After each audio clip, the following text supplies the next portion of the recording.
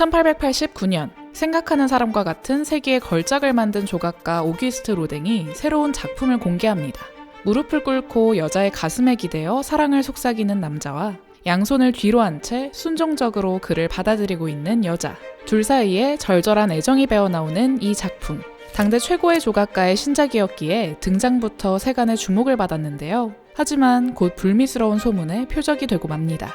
로댕이 한 신인 조각가의 작품을 표절했다는 의혹을 받게 된 건데요. 두 작품의 구도와 분위기가 너무나도 유사했기 때문이었죠. 신의 손이라 불렸던 로댕. 그를 표절 시비에 휘말리게 만든 신인 조각가는 누구였을까요? 그는 다름 아닌 로댕의 제자, 까미유 클로델이었죠.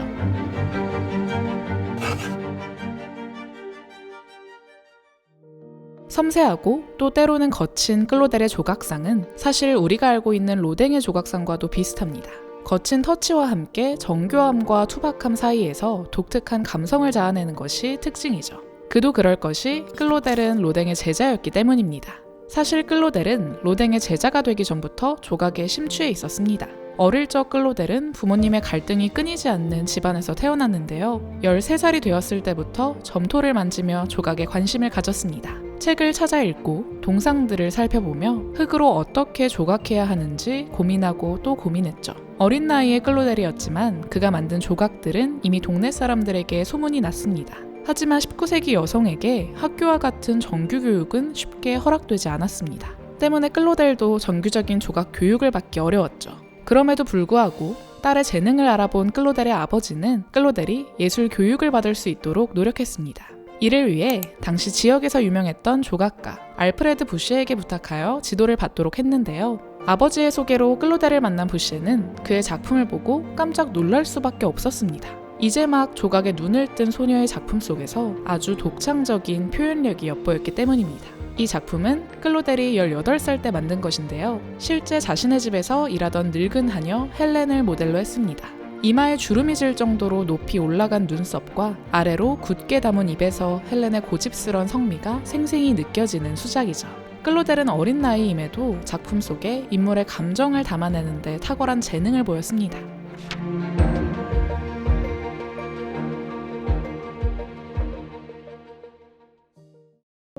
클로델은 자신의 재능과 스승의 도움으로 아카데미에 입학해 수업을 받으며 조각 교육을 받을 수 있었습니다. 하지만 그의 스승이었던 부셰는 1883년 공모전에 입상하며 로마로 떠나게 되었는데요. 프랑스를 떠나며 자신의 친구이자 당대 최고의 조각가로 평가받던 로댕에게 클로델을 지도해줄 것을 부탁했죠.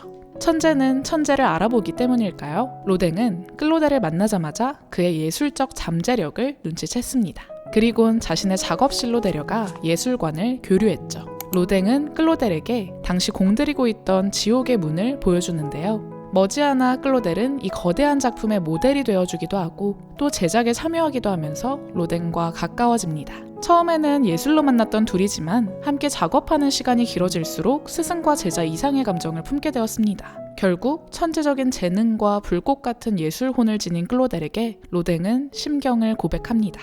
그대는 나에게 활활 타오르는 기쁨을 준다오. 내 인생이 구렁텅이로 빠질지라도 나는 아무것도 후회하지 않겠소. 로댕은 둘만의 아지트를 마련해 클로델과 함께 창작에만 전념하는 시간을 보내는데요. 이 시기 로댕의 작품을 보면 클로델에게서 받은 영감이 숨김없이 드러납니다. 클로델이 만든 밀단을 진 소녀를 보고 2년 후 로댕은 갈라테아를 만듭니다. 한쪽 손을 어깨에 올리고 무릎은 모은 자세와 대각선 아래로 향하고 있는 시선까지 놀랍도록 똑같은 형태를 하고 있죠. 로댕을 표절 시비에 휘말리게 했던 클로델의 작품은 사쿤탈라입니다. 이 작품은 힌두 전설 속 사쿤탈라와 남편의 사랑 이야기를 담고 있는데요. 저주에 걸려 헤어졌다가 가까스로 재회한 두 사람은 격정적으로 서로의 사랑을 확인하고 있습니다.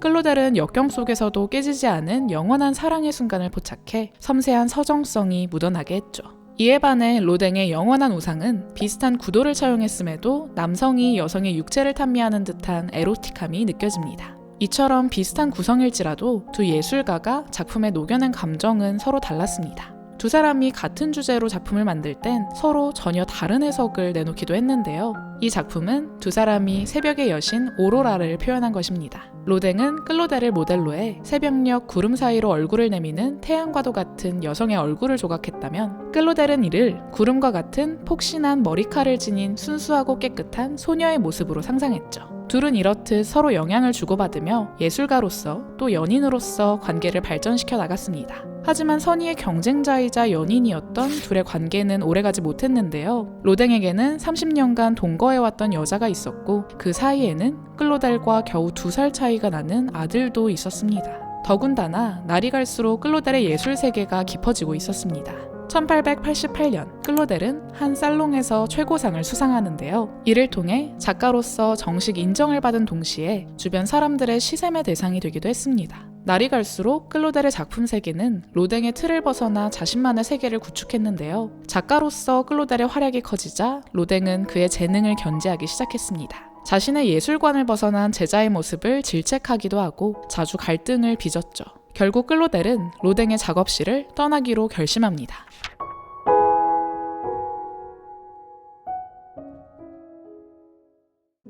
로댕의 여자로 지내는 동안 클로델은 로댕의 그림자에 가려져 있을 수밖에 없었습니다.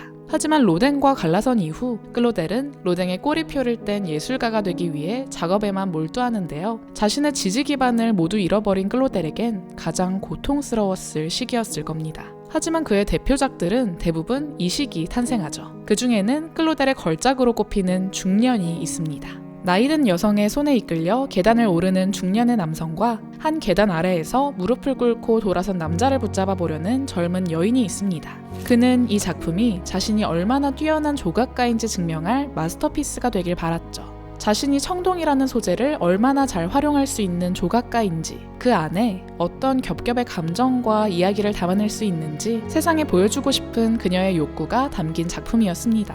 그렇기 때문에 중년은 클로델이 가장 자신있게 보여줄 수 있는 것들의 총집합이어야 했죠. 평소 클로델은 운명이라는 주제에 관심이 많았는데요. 그가 만든 클로토를 보면 운명이라는 추상적인 개념을 시각화하려는 예술가의 노력을 엿볼 수 있습니다.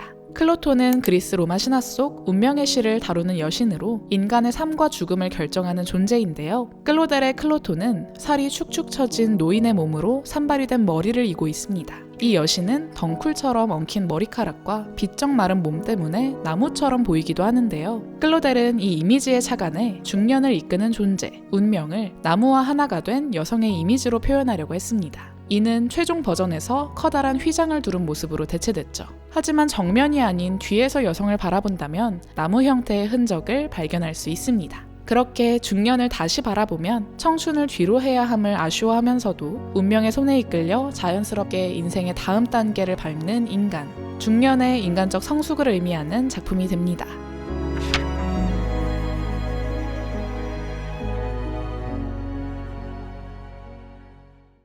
클로델은 자신의 감정을 숨기거나 그로부터 도망치려는 사람이 아니었습니다. 오히려 작품에 그것을 더 오롯이 녹여낼 방법을 찾는 모험가이자 예술가였죠. 클로델은 새로운 소재와 화풍을 받아들이는 데에도 두려움이 없었습니다. 그의 작품 파도는 새로운 자극을 능동적으로 받아들인 결과물이었죠. 유려한 선을 자랑하는 파도와 그 앞에 손을 붙잡고 선 새 여인. 이 작품은 클로델이 이전에 작업하던 실물 크기의 대형 조각보다 훨씬 작아 장식품처럼 보입니다. 기존의 조각들이 실제 사람처럼 제작되어 웅장한 느낌을 주었다면 이 조각들은 작지만 섬세한 아름다움이 있습니다. 이 때문에 파도의 자연과 사람은 있는 그대로의 형태보다 더 우아하고 감각적인 모습으로 표현되었죠. 여기에 클로델은 오닉스라는 값비싼 돌을 써서 파도의 자연스러운 색감과 결을 한층 살려냈습니다.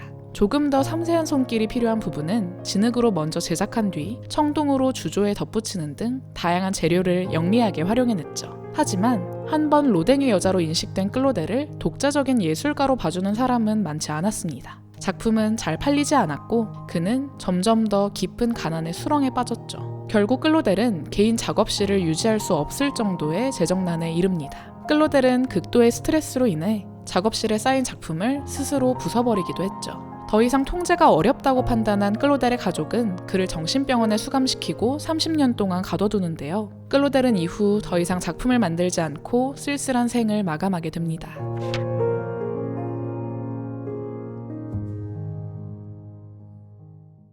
천재적인 표현력으로 거장의 눈에 띄었지만 평생을 그 그림자 안에 살아야 했던 까미유 클로델. 시간이 흐르고 나서야 그의 진가를 알아본 이들은 불운했던 천재의 운명을 안타까워했죠.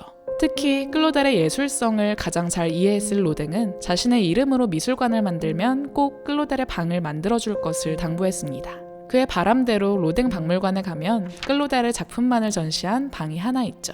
클로델의 손에 파괴되지 않은 작품들은 그가 누군가의 연인이나 뮤즈가 아닌 한 명의 훌륭한 조각가였음을 증명해주고 있습니다. 자신의 내면 속 감정을 독창적인 손길로 조각 속에 담아낼 줄 알았던 까미유 클로델. 여러분들은 클로델의 조각 속에서 어떤 감정을 느끼셨나요?